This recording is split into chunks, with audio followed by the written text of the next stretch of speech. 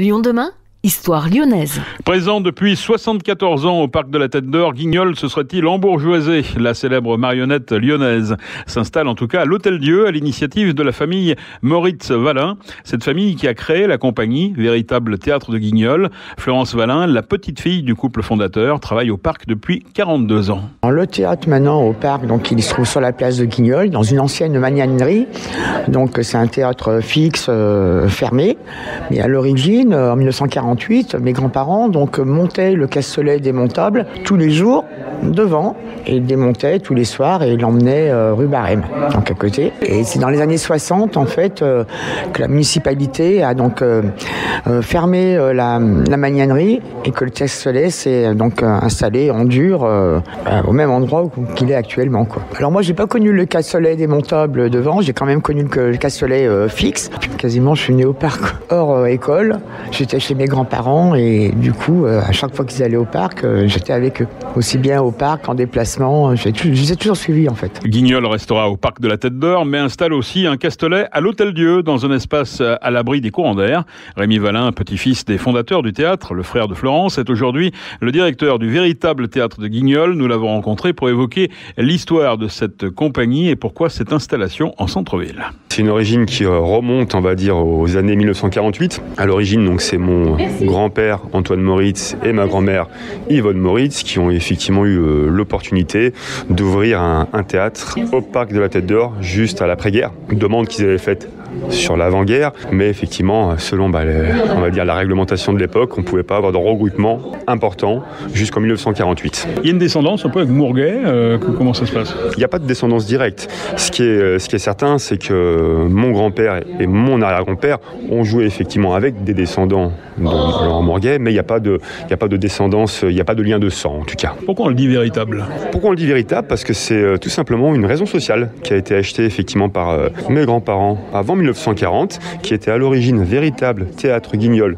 du Vieux-Lyon, qu'on a ensuite avec les années transformé en véritable théâtre Guignol du Vieux-Lyon et du Parc de la Tête d'Or, pour depuis 4-5 ans, pour pas que ce soit péjoratif, on a conservé véritable théâtre Guignol du Parc de la Tête d'Or. On se classifie également comme véritable dans la mesure où on joue exclusivement des pièces traditionnelles du véritable théâtre Guignol. Donc ça veut dire qu'on n'est pas en phase avec l'actualité ou quand même on peut les adapter ces pièces? Alors on essaye bien sûr d'avoir une ligne directrice au niveau justement de ce répertoire traditionnel. Après, ça va de soi qu'en fonction des marionnettistes, des guignolistes, en fonction de l'actualité, on fait de temps en temps des petits décrochages. Mais on essaye vraiment de conserver quand même notre ADN et l'histoire de notre patrimoine en conservant vraiment la trame traditionnelle du répertoire. Pour ceux ou celles qui n'auraient jamais vu une pièce de Guignol, qu'est-ce qui se raconte dans ces pièces?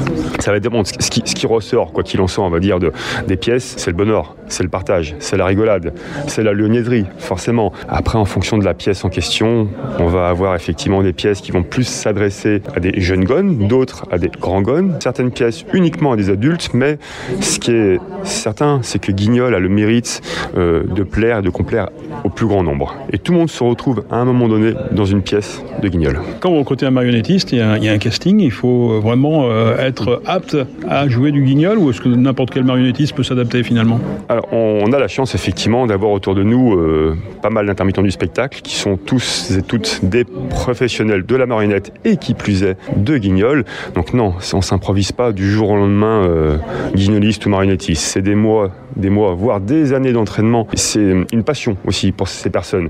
On ne se dit pas du jour au lendemain, tiens, je vais être guignoliste. Il y a quand même, on va dire, une âme, il y a une passion, il y a la volonté de faire perdurer le patrimoine. La magie, c'est quoi? C'est les enfants? C'est quand ils réagissent, quand ils explosent, comme au parc, on les entend souvent?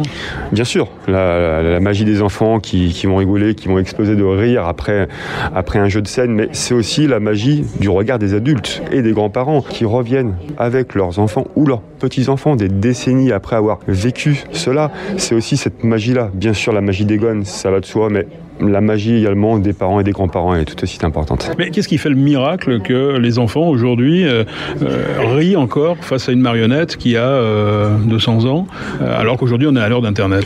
Mais je pense que Guignol existera encore dans 200 ans, et les enfants dans 200 ans vont tout autant rigoler qu'aujourd'hui, comme ils rigolaient il y a 200 ans en arrière. Guignol est intemporel. Guignol, Niafron, La Madelon sont intemporels. Donc certes, aujourd'hui on vit dans un ère numérique et technologique, mais des enfants, ça reste des enfants.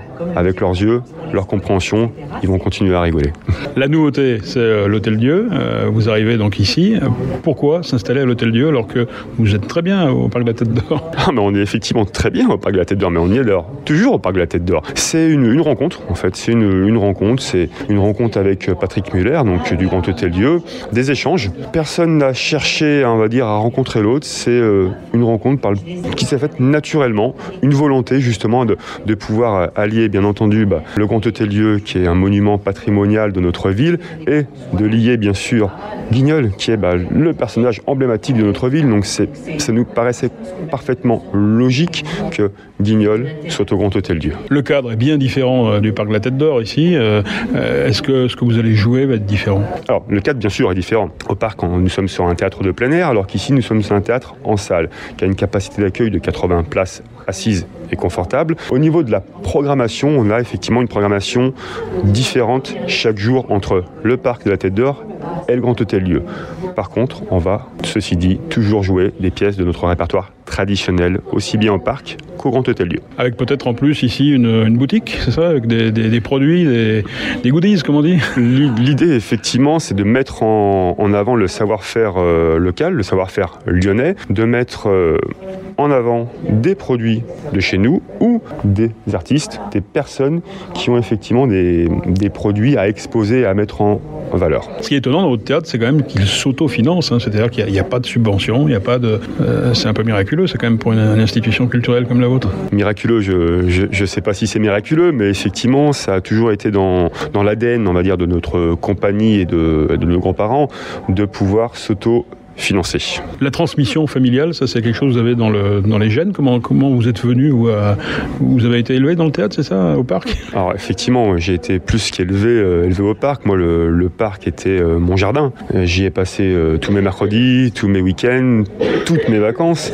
Donc c'était naturel que je continue à faire vivre et à faire perdurer cette tradition familiale, culturelle et patrimoniale. C'est dans mon cœur. Je ne peux pas faire autrement. Puis c'est un réel plaisir de continuer à faire vivre et à faire évoluer et à faire perdurer cette marionnette. Guignol a encore un avenir. Il y a beaucoup de compagnies qui s'intéressent à Guignol, au-delà de la vôtre. On est effectivement 4 compagnies à exercer sur la ville de Lyon, mais il y a d'autres compagnies itinérantes qui se produisent sur les stations balnéaires ou les stations de sport d'hiver.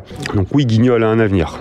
Et Guignol sera toujours présent à minima dans les cœurs du Lyonnais. Rémi Valin, le directeur du véritable théâtre de Guignol. Rendez-vous les mercredis, samedis, dimanches et jours fériés avec 2 séances par jour à 15h et 17h. Des horaires renforcés en période de vacances scolaires.